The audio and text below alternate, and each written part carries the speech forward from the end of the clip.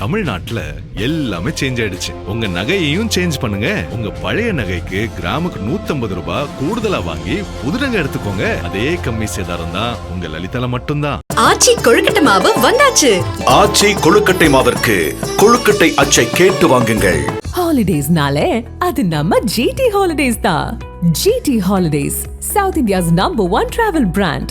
You know you are special when you're with GT Holidays. இந்தியாவின் அண்டை நாடான நேபாளத்தில் தொடர் கனமழை மற்றும் திபெத் பகுதியில் ஏற்பட்ட பனிச்சரிவு காரணமாக திபெத் எல்லைப் பகுதியில் உள்ள ராசுவா மாவட்டத்தில் போட்டேகோஷி ஆற்றில் ஆகஸ்ட் 26ஆம் தேதியான இன்று காலை சுமார் 9 மணி அளவில் திடீரென கடும் வெள்ளப்பெருக்கு ஏற்பட்டது. இந்த வெள்ளம் திரிசுலி ஆறு வழியாக நுவாகோட், தாடிங் உள்ளிட்ட பகுதிகளுக்கும் பரவியது. இதுவரை 10க்கும் மேற்பட்டோர் உயிரிழந்துள்ளனர். பல உடல்கள் மீட்கப்பட்டுள்ளன. காவல்துறை மற்றும் ஆயுத காவல் படையினர், சுங்க அதிகாரிகள் உள்ளிட்டோர் காணாமல் போயுள்ளனர். சுமார் 60 வீடுகள், 2 பாலங்கள், சாலைகள் மற்றும் பல ஹைட்ரோ பவர் திட்டங்கள் சேதமடைந்துள்ளன.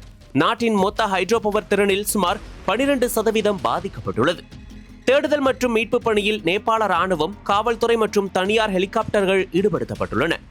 சிலர் மீட்கப்பட்டுள்ளனர். ஆனால் உயர்ந்த நீர்மட்டம் காரணமாக சில பகுதிகளில் ஹெலிகாப்டர்கள் தரையிறங்க முடியவில்லை. நேபாள சுற்றுலா வாரியத்தின் ஆரம்ப தகவலின்படி சுமார் 384 பயணிகள் தொடர்பு இழந்துள்ளனர். இதில் குறைந்தபட்சம் 105 இந்தியர்கள் உள்ளனர். பெரும்பாலானோர் கைலாஷ், மானசரோவர் யாத்திரைக்கு செல்ல தயாராக இருந்தவர்கள். தமிழகத்தை சேர்ந்தவர்களில் கும்பகோணம் உள்ளிட்ட பகுதிகளை சேர்ந்த சுமார் 50 முதல் 57 பேர் கைலாஷ் யாத்திரைக்கு சென்றிருந்த நிலையில் அவர்களில் பலர் பாதிக்கப்பட்ட பகுதிகளில் சிக்கியுள்ளதாக தகவல் உள்ளது. முதற்கட்டமாக சிலர் பத்திரமாக மீட்கப்பட்டுள்ளனர். மீதமுள்ளவர்களை மீட்கும் பணி தீவிரமாக நடைபெற்று வருகிறது. தமிழக வெளிநாடு வாழ் தமிழர் நலத்துறையும் இந்திய தூதரகமும் நேபாள அதிகாரிகளுடன் இணைந்து நடவடிக்கை எடுத்து வருகின்றன.